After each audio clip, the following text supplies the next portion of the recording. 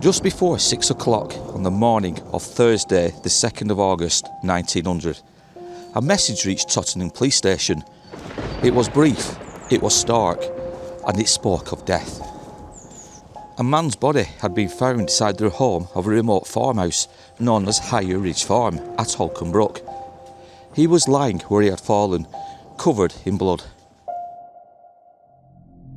Now, Higher Ridge Farm, it was situated in a rural district roughly around 4 miles away from the centre of Bury, here in the northwest of England.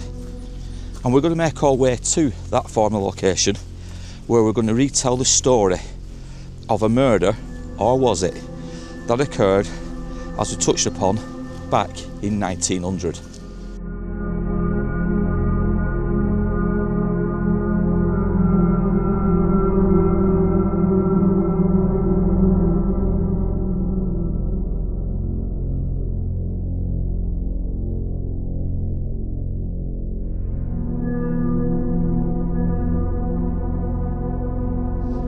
The owner of the farm, 50-year-old James Partington, was taken into custody almost immediately.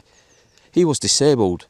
For where his right hand should have been, there was only a prosthetic iron hook, a crude, heavy substitute, cold to the touch and designed not for gentleness, but for grip. He was charged with the willful murder of a man named Thomas Entwistle.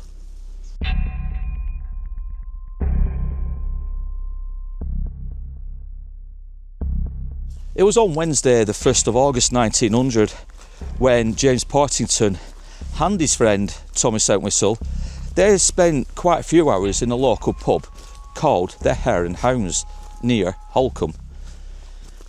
Both men had been spending quite a lot of time there drinking, and as the evening wore on, they got their things together and then they vacated the premises to make their way back to James Partington's farmhouse at Higher Ridge Farm. On them, they had a pint of whiskey. So quite a lot of alcohol, and especially more so with it being whiskey and it being extremely strong to drink. So I think we can kind of guess where this is now going to go. Both men have been drinking all day into the evening, and then they were going to carry on drinking back at Partington's farmhouse. Now, what is to follow next isn't just a story of a simple murder. It is a story of fear and a struggle and desperation in the dark.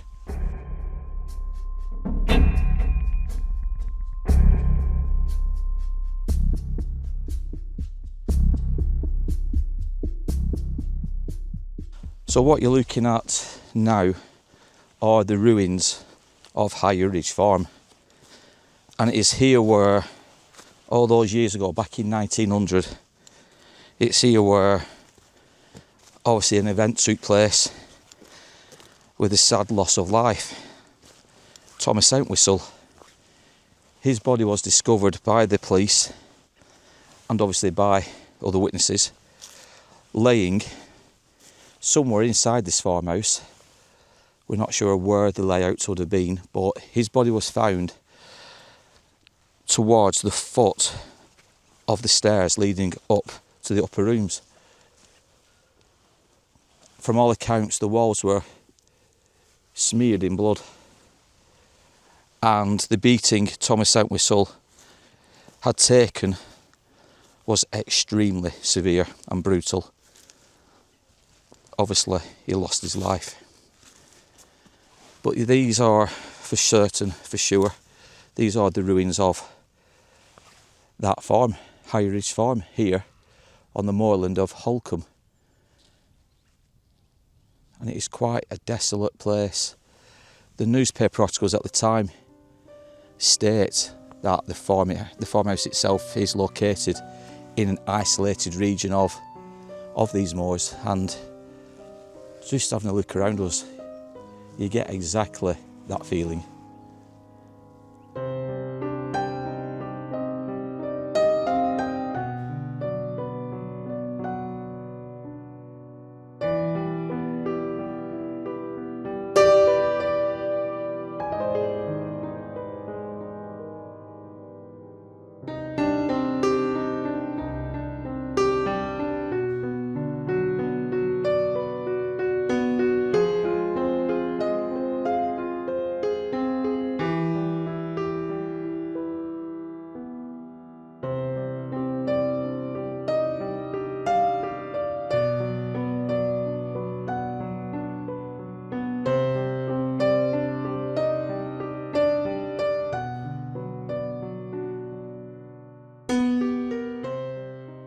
Now the farmhouse, obviously in which all this took place, as we now know, is directly in front of us. But just to our left, on following this old pathway, there was another farmhouse known as High Ridge, or on the maps it was known as Middle Ridge Farm. And it was the former home of a man by the name of John Knowles. Now it was around 2 o'clock on the morning of the 2nd of August 1900, and just a few hours after the events that had taken place at High Ridge Farm, that Partington made his way along this pathway here and to the former home, like I said, of John Knowles. And the farmhouse, the Middle Ridge farmhouse, is coming up now. And just like High Ridge, as you can see, it's nothing but ruins. Now, looking at the original maps, Middle Ridge Farm was a lot smaller in size than what High Ridge Farm was. And you can see that from, obviously, the ruins just in front of us.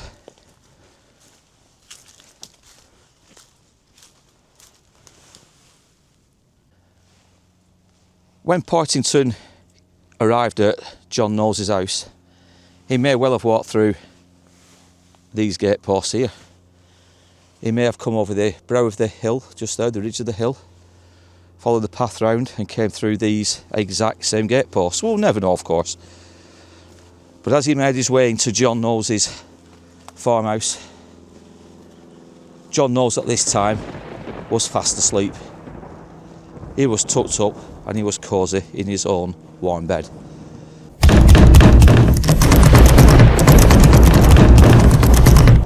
Partington banged heavily on the door, and he banged. Now when Knowles opened that front door, he was encountered with a vision of a man stood there, barefooted, trousers, a simple coat, but more alarmingly, Partington was covered in blood. Partington's head, his hands, and his bare feet, he had no shoes on, his feet were also covered in blood. The sight that Knowles himself must have witnessed would have been extremely frightening, considering how early it was that morning. But Knowles, he brought Partington into his farmhouse. He brought him in and he sat him down in the kitchen, where both men then would spend half an hour to an hour talking. A lot of it, from all accounts, was gibberish, or it seemed, from the words or from the mouth of Partington. Knowles couldn't comprehend what was being said. He was being told of a struggle that had occurred only an hour or 2 hours prior, and that had occurred at High Ridge Farm and the home of Partington. But John Knowles couldn't make any sense of this. And just like at High Ridge Farm, again, it's very difficult to know the layout of what this farmhouse would have looked like. Obviously, we don't know where the kitchen was, where the scullery was, where the living quarters were. It's just a mass of stones now. I mean, for all I know, I could actually be stood where them two gentlemen spoke, where they sat in the kitchen, and where all these horrific details were spoken.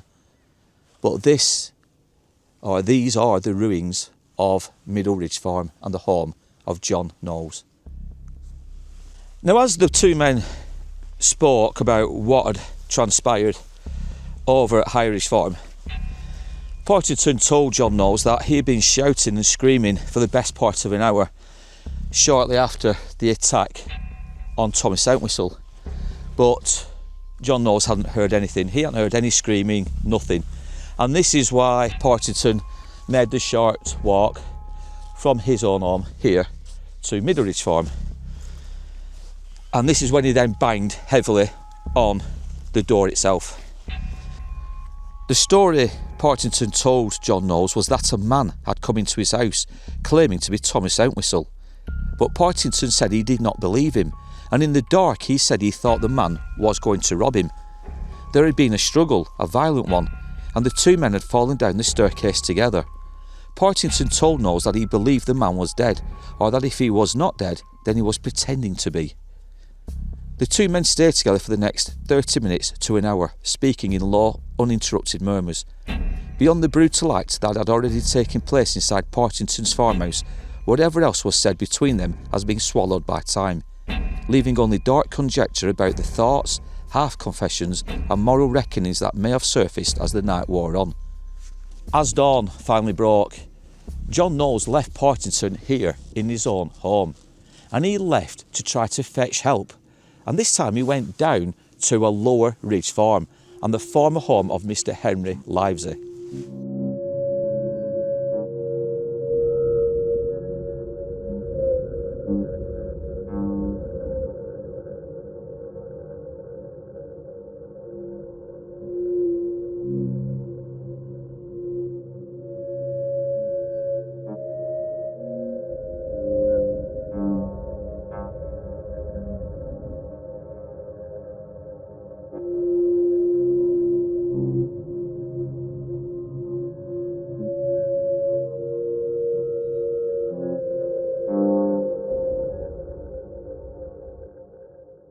Out of the 3 farmhouses in which this story all unravelled in or around, this is perhaps the least noticeable, and these are the former ruins of what was once known as Lower Ridge Farm, and it is here where Henry Livesey once lived, and it is here where John Knowles himself quickly made his way to fetch help. And as you can see, there are some ruins just slightly in front of us. Now, after relaying the grim events of the night, the 2 men returned together back to Partington's farmhouse. The back door stood partially open, and when they stepped inside, they saw Entwistle's body lying on the floor, exactly where it had fallen.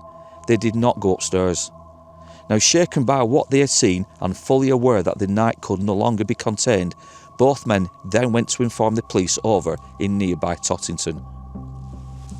It was around 6:15 that morning when Police Constable Wilson arrived here at High Ridge Farm. The back door was still open or partially open.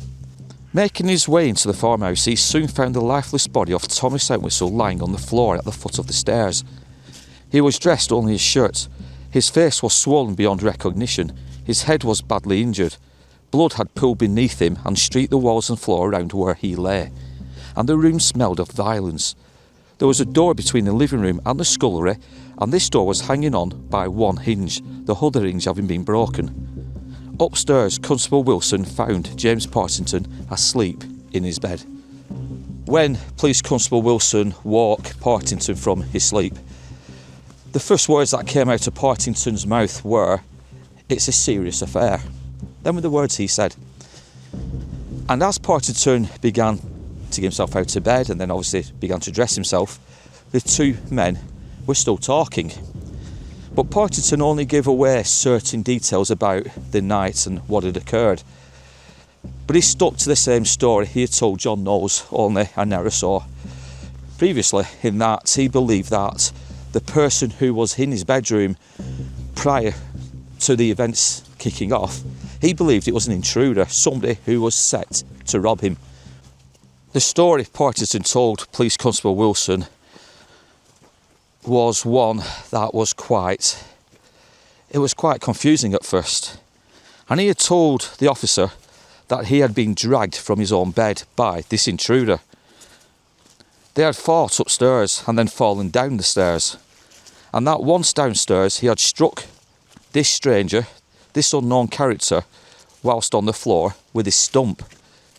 Later that morning, and at Tottington Police Station, James Partington was formally charged with murder. His response was defiant. "Nay, not wilful murder. I was justified in what I did."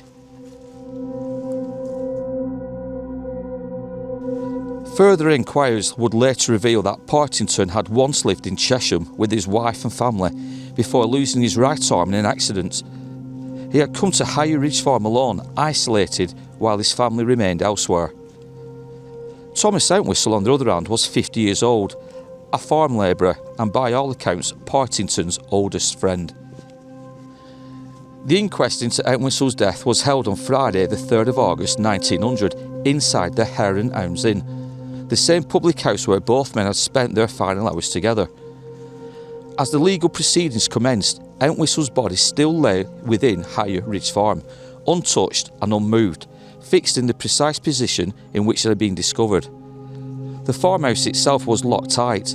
Police officers kept watch outside, while inside the dead man was left entirely alone, sealed in with nothing but oppressive hush of the building and the weight of what had occurred there. The inquest was then adjourned and resumed on Saturday the 4th of August before the Bury County magistrates at the Royal Hotel. James Partington gave a lengthy statement in which he said he had been awakened by a man leaning over him in the dark. And believing him to be a robber, he attacked. He claimed he did not know how they came to fall downstairs. But when he realised the man was Thomas Entwistle, unconscious and broken on the floor, he said he was beside himself with grief. From what we've uncovered in the local newspapers, it seems that Partington and Thomas Entwistle had a very close friendship. They may not have seen each other for a couple of years, and since Partington himself had left because, obviously, his disability, both men still had that friendship. They were spoke highly of by other employees at the Grimshaw paper mill over in Darwin. They spoke of how Entwistle and Partington used to spend a lot of time visiting the public houses in and around Darwin. The friendship was quite strong. So obviously the death of Entwistle came as a huge shock to everybody who knew him. Partington had left the paper mill 2 years earlier, withdrawing increasingly from life and spending much of his time at Higher Ridge Farm. Entwistle, by contrast, had remained at the mill until January 1900. But by then, his health was failing and he was finally forced to leave work. In the months leading up to his death, tragedy had closed in around him. His third wife had died in December 1899, and only a short time before that, his only son, a young man of just 21 years of age, had also passed away. Surrounded by loss and carrying grief that few could see, Thomas Entwistle's physical decline may have been only one outward sign of a far deeper suffering. The inquest that took place at the Hare and Hounds Inn, it saw many people come forward as witnesses, and interestingly, many of them had nothing but good things to say about James Partington, in that he was a well-liked man. He didn't bother anybody, and he was a friendly kind of character. And Annie Yates, and she was the landlady of the Hare and Hounds pub, and she said that both men had spent pretty much the afternoon, the late afternoon and the evening up until 11 o'clock before they left to make their way back to Partington's home. And she pointed in the direction of where, obviously, that farmhouse is or was. John Knowles also gave Partington a good reference. He spoke of him only in a good way, saying he was a quiet, kind of reserved type of character. So everything that had transpired in his home at Higher Ridge Farm went beyond anything anybody could truly believe. They couldn't believe that Partington himself could do such a thing and take the life of another person with or without any reason. The inquest was then adjourned and resumed on Saturday the 4th of August before the Bury County magistrates at the Royal Hotel. James Partington gave a lengthy statement in which he said he had been awakened by a man leaning over him in the dark. And believing him to be a robber, he attacked. He claimed he did not know how they came to fall downstairs. But when he realised the man was Thomas Entwistle, unconscious and broken on the floor, he said he was beside himself with grief. Every word Partington had spoken at the inquest came under scrutiny. Had he told the truth, or had his account been shaped by desperation, by the need to explain the unexplainable? Had he genuinely believed he was being robbed in his own home? Had he truly feared for his life? He lived alone, isolated within a small farmhouse on the moors, cut off from immediate help. It was also known that he often carried money, or kept it within the house, facts that lent weight to his claim of sudden terror. The jury left the room in which obviously the inquest was taking place, but only for several minutes. And in that short space of time, they came to the conclusion, or to the verdict, that this was death by misadventure. And James Partington was set free. He was discharged. There was no case for him to answer. There was nothing to say that what had occurred was nothing but, like I said, misadventure. No sign of foul play, no sign of murder. We will never know for sure what the final moments were on how they unravelled within the walls of High Ridge Farm. We'll never know what the final conversation was that both of these men had before the attack on Tommy Southwhistle took place. But something certainly startled Partington, and enough for both men to end up fighting. And like I said, one of those men, Tommy Southwhistle, would go on to sadly lose their life. Did fear guide Partington's hand, or did anger, resentment, or desperation play a part never fully exposed? Perhaps the truth died alongside Tommy Southwhistle on that cold floor, locked away within the silence of the farmhouse. Or perhaps it lingers still, unresolved, asking the same question more than a century later. Was it misadventure, or was it murder? If you found today's story of interest, and you like this kind of content, this retelling of true crime cases from days gone by, please don't hesitate in subscribing to the Days of Horror YouTube channel. We do try to bring out a new story each and every Monday evening, and we try to release it at the same time at 7:05 UK time. Please also, if you can, share this video, if you can give us a hype, if you can click on the notification bell if you are subscribed. It does help the channel. But more so, if you can leave a comment down below and tell us your thoughts. Do you think Partington got away with murder, or, as the inquest would finally reveal, or finally, I guess they went with the decision that there was no case to answer. This is what I'm trying to get at. They said that it was death by misadventure. Both men had been drinking. Partington thought he was being robbed, and he attacked the person who was in his bedroom at that time. Now the question we do have to ask, I guess, is what was Partington and Entwistle, what was the final conversation they perhaps had? Did Partington give any indication that he had money on the premises? It was spoken about, and it was detailed in the newspapers at the time, that he did have a substantial amount of money. Did Entwistle go into the bedroom looking for maybe some of this money? And what Partington said was kind of right in that he felt he was going to be robbed. Perhaps Entwistle went into the bedroom to steal money. Again, it's only me speculating, it's only my own thoughts, but it would be interesting to know what you think. So again, please comment down below.